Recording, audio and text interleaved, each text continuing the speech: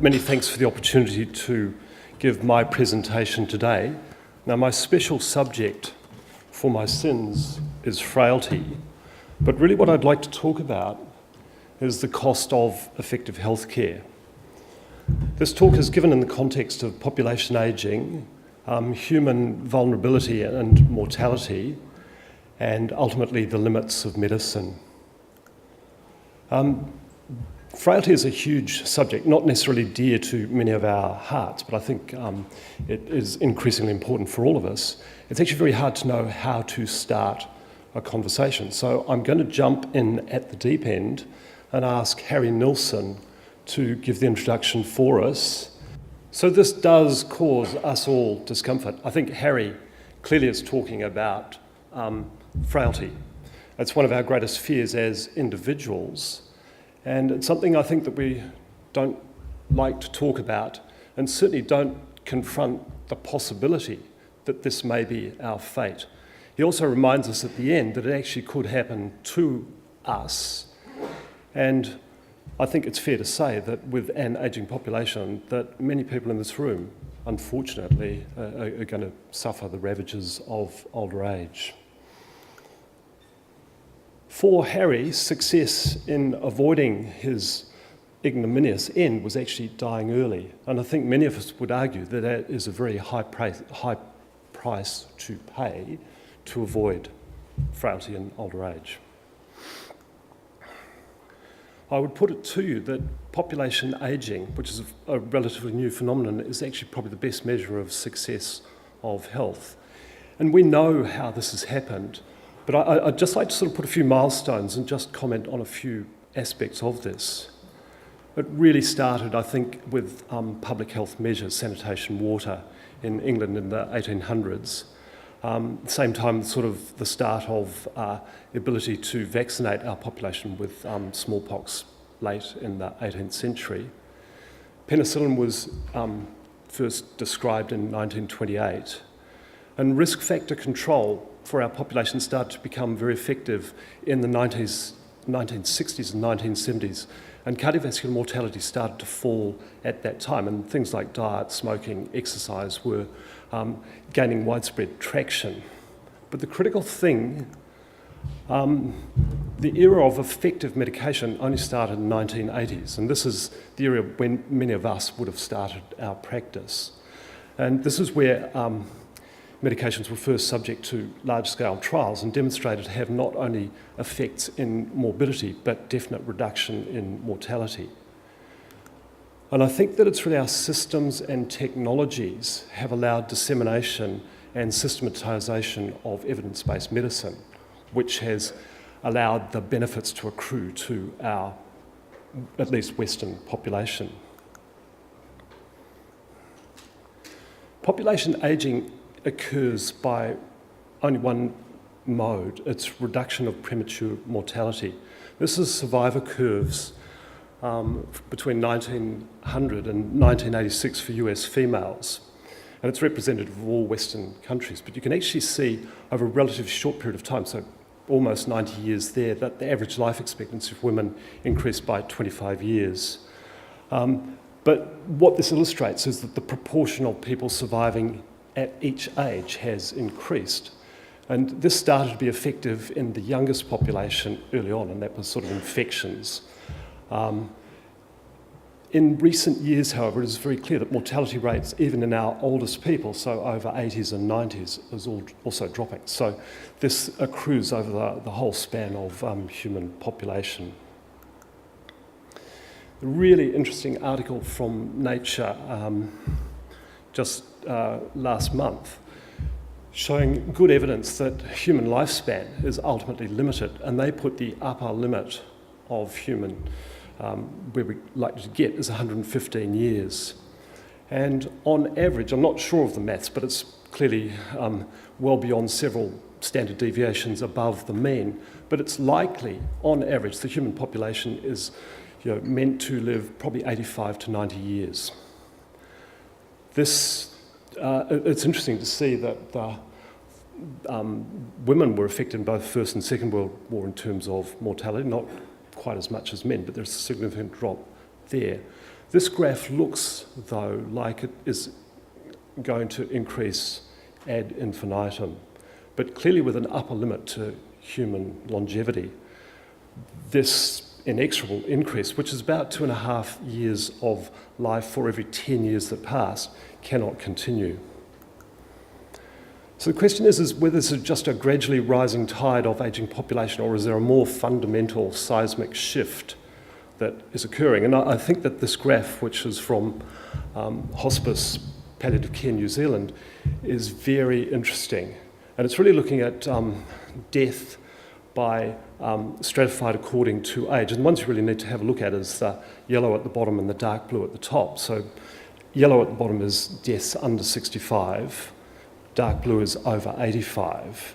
And this time span is from 1980, again the start of effective medication, out to 2060.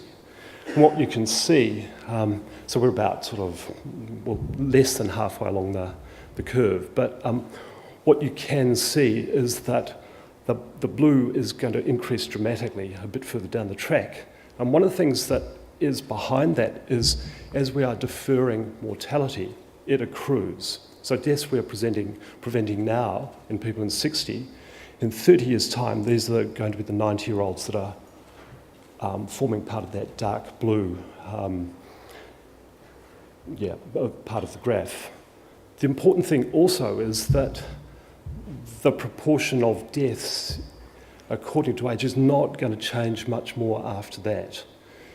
Once premature mortality is reduced as far as we can go, you then will get a fairly stable profile of deaths in our population. And what we are facing now, and for the next 35 years or so, is this increase in the blue part.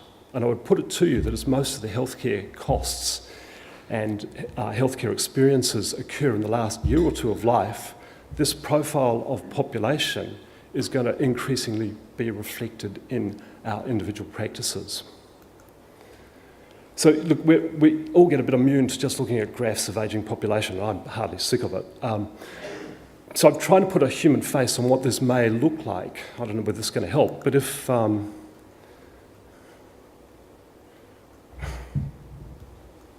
that represents 1,000 deaths under the age of 65, and that's 1,000 deaths over the age of 85, in 1980,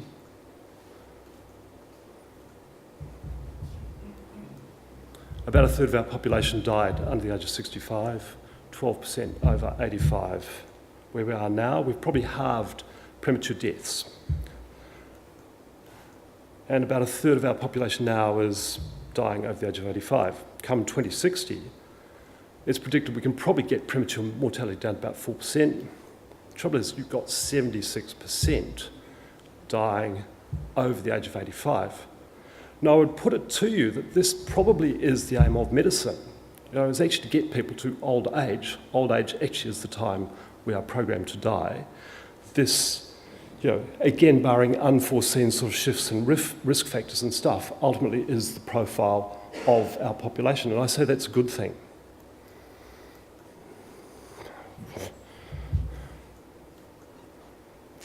So look, it's easy to understand that demand is a prevalence game, and although incidence of disease... So where should I point this? Is there another remote? I'll just stand back a bit. Although incidence, and this is just meant to represent cardiovascular disease, although incidence of cardiovascular disease is... Just hold it behind the lectern when you do it. Just Yeah. Because Even though incidence is decreasing across all age groups, with ageing population, with accumulation, it's actually increased prevalence. And the same with the other major disease, malignancy. And this is without adding all the other diseases that we have to sort of contend with. My interest, I think, in frailty really came about trying to understand better what the demand and what was behind the demand in population presenting to hospital, and particularly occupying hospital.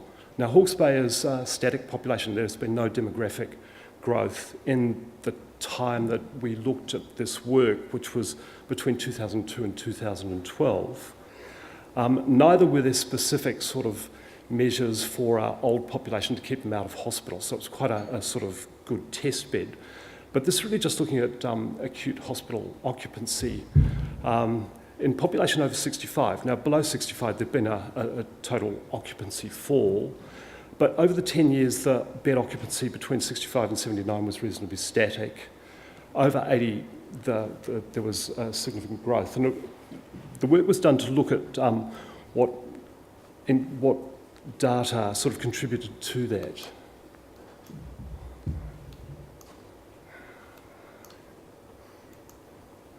So looking at admission rates per 1,000 population by 5-year age band, and it's over that same 10-year timeframe, what you can see is that there's a very clear separation of admission rates as you get older. The thing that intrigued me about this is that under about 80, that the admission rates population didn't seem to change that much, but over 80, over a short period of time, admission rates actually increased quite considerably. And what it means is that there's about a 5-fold increase likelihood of an 85-year-old being admitted to hospital, and this is acute medical and surgical service, as compared to a person 65 to 69. Length of stay, again, there was clear separation, but a degree of overlap. So older you are, the longer length of stay. A period of time, like most hospitals, a lot of efficiency measures were brought to bear to see if we could actually get length of stay down. And yeah, you can see there's been a significant fall in length of stay, but I think there's a bit of a signal in the oldest population that the length of stay was starting to increase again. And when you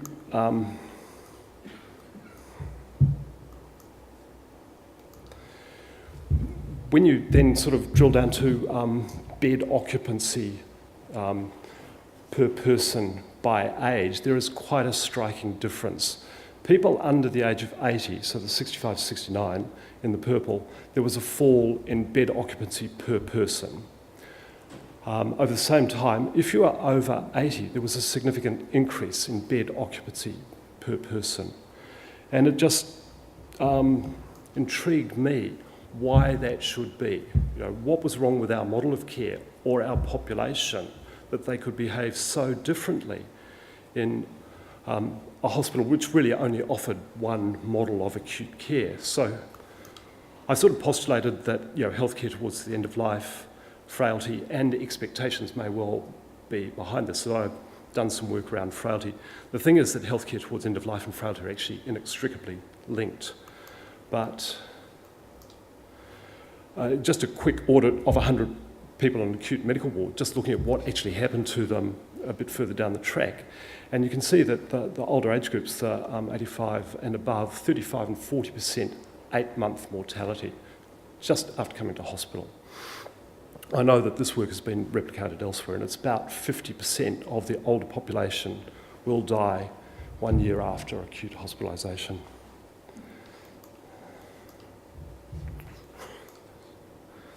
So what exactly is frailty? It's not a disease, it's not an illness. How do we describe it? I actually think Shakespeare's description is about as close as we're going to get. And so I'll read that. The last scene of all that ends this strange, eventful history is second childishness, mere oblivion, sans teeth, sans eyes, sans taste, sans everything. A description of frailty. Now, this is not scientific, but I've just put a few words about my interpretation of frailty. It's progressive loss of physiologic reserve, it's loss of homeostasis, so the ability to write after an insult. It probably is programmed senescence, probably actually is the way we are, the end of our life. The final common pathway. Even malignancy or other single diseases actually do have a frailty end trajectory. An eminent physician in Hawke's Bay described it as the dwindles, and I think that that is a very apt description of what we're seeing.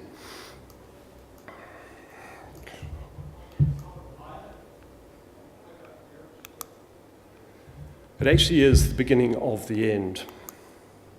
It's influenced by social determinants, so poverty, lack of education early in life is associated with greater frailty towards the end of life. It increases with age, but it's not totally dependent upon age. the quickest way to become frail is to accumulate multiple illnesses along the way. But importantly, it can and does occur in the absence of any specific disease. And beyond a certain point, it's inevitably progressive. There is nothing that I'm aware of and others are aware of that you can do to reverse. In a clinical context, it's about vulnerability to insults, and the more frail, the more vulnerable. The thing that the hospitals really struggle with is this uncertainty. Now, it's clinical uncertainty of diagnosis, prognosis, potential to respond, the time to recover. Those things are real challenges for acute settings. It is known to be associated with adverse outcomes, and some clinical practices already take note of this, but it is not universal. It is clearly associated with mortality, and we'll come to that.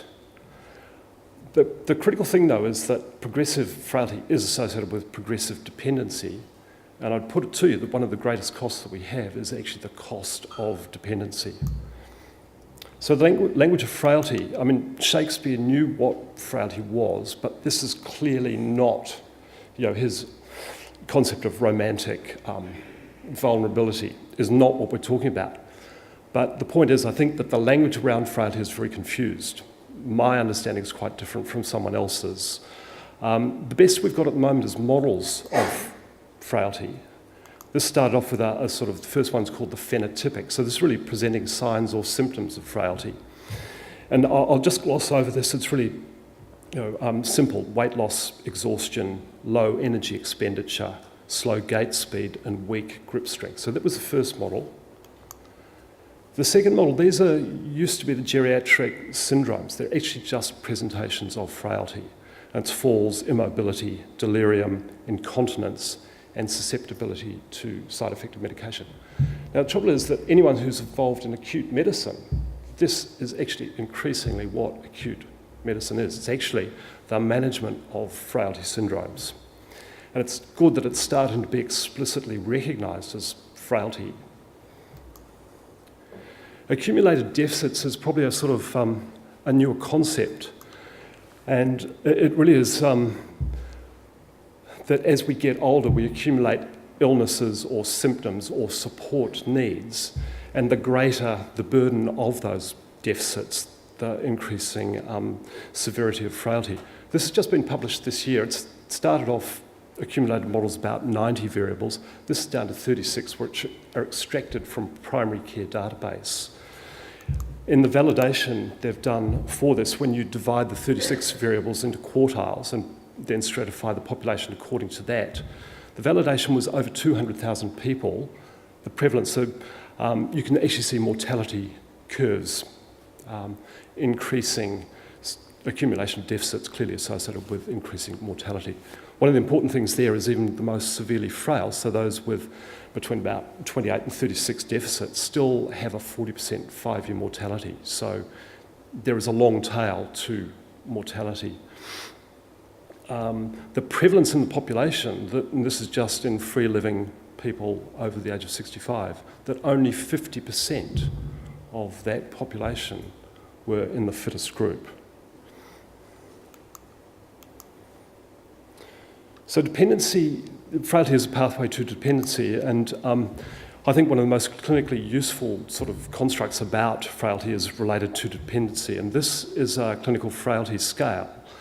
And again, you can see mortality curves associated with this, but it's really just 7 simple descriptions from the fittest person to the most dependent.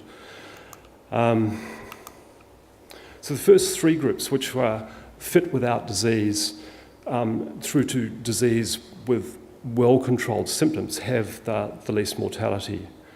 The next group is this apparently vulnerable group who've started to slow up or who have a burden of symptoms from disease or diseases.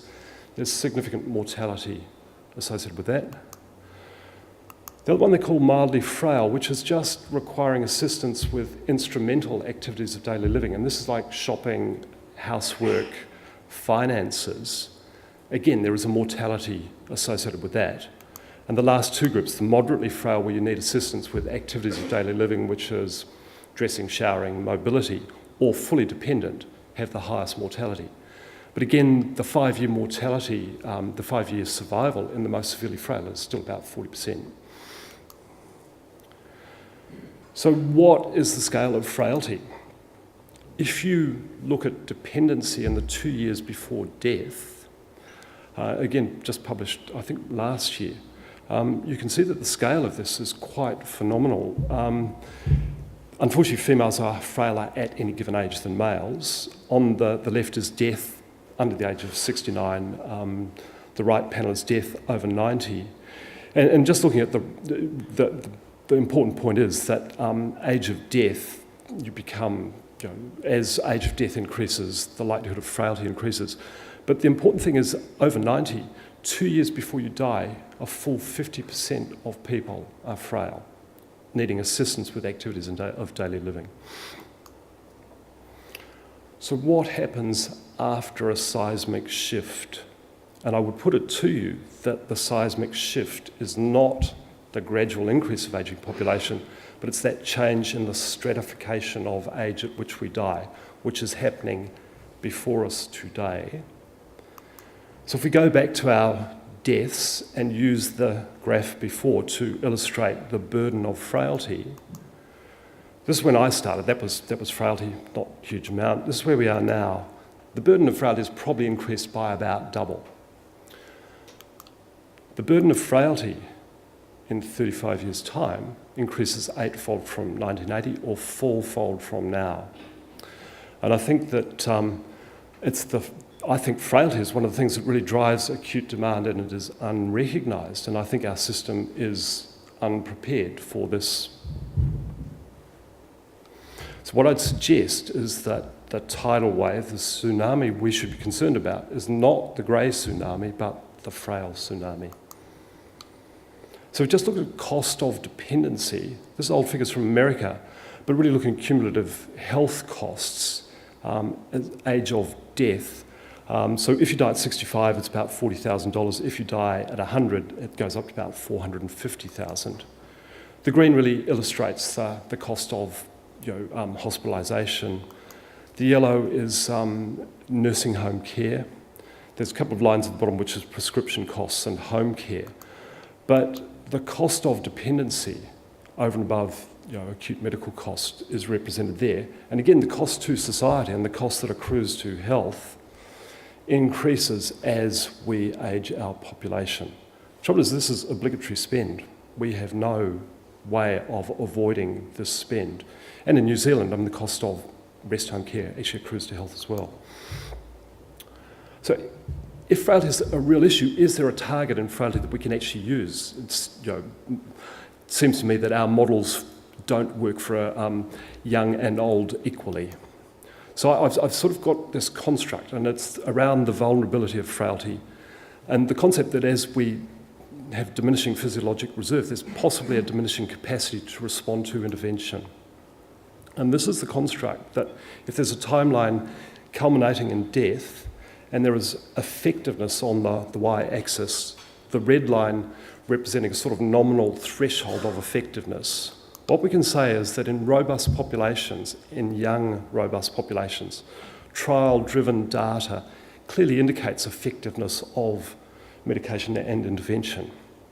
At the end of life, no medication or intervention has value, and there has to be some relationship between effective intervention and not, so it will taper off potentially. And in the population we're talking about, I think it is highly likely that frailty is the tipping point. This construct allows us to understand that many people who are frail early on are going to benefit. As you approach and cross this nominal threshold of effectiveness, there is no way you can know whether they're going to benefit or not. It's a matter of trial and error. If they benefit, carry on. If they don't, learn from it, don't. This is individualised treatment. Equally, there is a group that is not likely, this is futility, is unlikely to benefit from intervention, and we should never go there. There are, like in a robust population, evidence accumulating about effectiveness. There's starting to accumulate evidence of futility, and this is used in oncology with the performance status, which determines whether you have access to chemotherapy. It's actually a frailty type construct, but we need to get better at sort of interpretation of data and maybe sort of generating more data. So if in this construct I wonder whether the onset of frailty actually, a game of two halves, whether rational care starts to look quite different. So evidence-based in young, evidence-free for frail population. The clinical certainty actually allows us to put protocols and pathways in place. The uncertainty does not. Treatment has to be individualised. This is hugely time-consuming. Prevention is the best medicine for young. Prevention can do nothing other than postpone. Now, a lot of the strategy out there around old age is actually just prevent stuff, prevent dementia, prevent falls. I'd put it to you that anything you prevent is great. The person lives another day to accumulate something else. In a mortal species, the promise of prevention is completely overstated. It's actually a fallacy. So when you're young, we aim to cure and prolong life. In a frail population, it's actually about quality of life. But again, I'd suggest the big thing that concerns most of us is actually independence.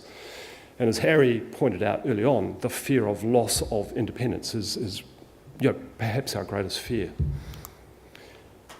Up to a point, everything goes when you're robust. I think in the frailty, less becomes more. You're young, robust. It's about independence, autonomy. Unfortunately, the hallmark of frailty is actually dependency and need for support. When you are young and robust, there is nothing that tells you your life is going to end. Frailty, there is a clear signal that the end is in sight, although maybe many, many years away. I think that we're all comfortable with medicine on this left-hand side. This is what we train in, this is what we believe in, this is how we think we should be practicing. We are very uncomfortable about this. This is not what we're taught.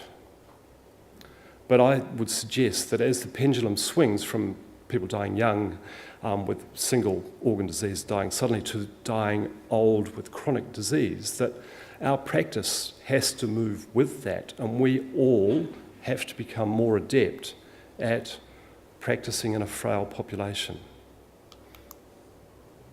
So, if frailty is such an issue, how do we identify it? How do we characterise frailty, particularly sort of tracking, an idea of tracking down the slippery slope if it exists? There are certainly a lot of frailty scales out there. But how are there tools that we've got that may actually allow us to communicate better about frailty and try and have the difficult conversation and avoid the 2 weeks in intensive care? Now this is I'm not making this up. This is seen every day in every hospital. So we've been working on a construct to try and map frailty, or invert it, try and map robustness or basically physiologic reserve. And it's 12 domains, and I'll just read them out. Frailty, cognition, mood, gait and mobility, falls, sensory, which is eyesight and hearing, continence, comorbidity, medication burden, nutrition, performance, which is to do with support, and domicile, where the person lives. And it's really just a simple scoring system. So for each domain, if you score in the blue, that's you are robust in that domain. Green, you're vulnerable. Orange, mild to moderate deficit. And red at the centre is moderate to severe deficit. And we did a bit of a study, and the thing on the right is just a self-reported quality of life. Now, it doesn't, just to illustrate, that's just our scoring system, and very simple assessments behind it. It actually takes about 20 minutes to sort of map someone's frailty, but these are the pictures you can generate.